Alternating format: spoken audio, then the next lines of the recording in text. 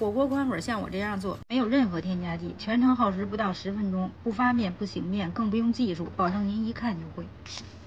100克红薯淀粉用研磨杯给它再磨细一下，因为它是颗粒的，再过一下筛。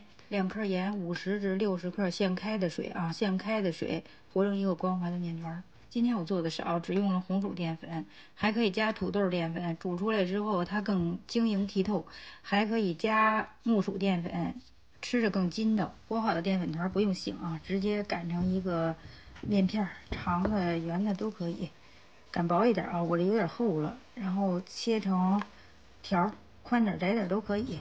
开水下锅煮，煮到变色飘上来，像这样就熟了，放到凉水里过一下凉水更筋道。这个只用了红薯淀粉，做出来没有那么透亮。咱这个没有任何添加剂，随吃随做也很方便。好了，视频就分享到这儿，谢谢您的观看。